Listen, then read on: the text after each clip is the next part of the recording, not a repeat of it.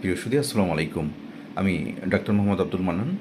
আজকে আপনাদের সাথে বাচ্চাদের একটি বিষয় নিয়ে কথা বলতে যাচ্ছি। বিষয়টা হচ্ছে যে অনেক বাচ্চারই অ্যাডিনয়েডস, এনলার্জ অ্যাডিনয়েড বলে আর কি, যে এই অ্যাডিনয়েডটা যদি এনলার্জ করে বা বড় হয়ে যায় তাহলে বাচ্চাদের কিছু সমস্যা দেখা দেয়।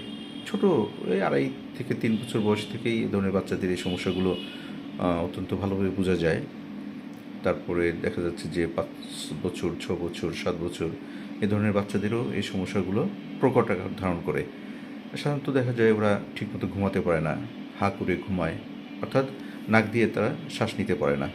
নাক দিয়ে শ্বাস নিতে গেলে প্রচণ্ড কষ্ট হয়। এ ধরনের বাচ্চার সারাক্ষণ সর্দি লেগে থাকে, ঠান্ডা লেগে থাকে, হাঁচি কাশি সর্দি লেগেই থাকে, এবং এ নিয়ে বাচ্চাদের সারা রাত বলতে গেলে ঘুমই হয় না। শ্বাসকষ্ট হয়, কষ্ট হয়। অনেক সময় দেখা যায় যে এ ধরনের বাচ্চাদের বাবা মা খুবই উদ্বিগ্ন হয়ে যায়। তারা বিভিন্ন ধরনের চিকিৎসা করে, কিন্তু কার্যকরী তেমন একটা চিকিৎসা তারা পায় না।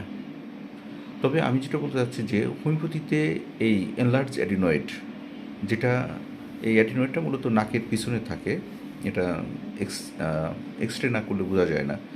অতএব যদি ডায়াগনোসিস হয়, এক্স রে করার পরে যদি ডায়াগনোসিস হয় যে আপনার বাচ্চার অ্যাডিনয়েডের সমস্যা রয়েছে, এনলার্জ অ্যাডিনয়েড হয়েছে, তাহলে হোমিওপ্যাথিক ওষুধ আপনাকে যথেষ্ট সহায়তা করতে পারে। আমাদের বেশ কিছু ভালো ওষুধ রয়েছে, যে ওষুধগুলো প্রয়োগ করার মাধ্যমে আমরা দেখেছি যে এই কয়েক মাস, মাত্র 5 থেকে 6 মাস যদি ভালোভাবে চিকিৎসা করা হয়, অনেক বাচ্চাই সুস্থ হয়ে গেছে।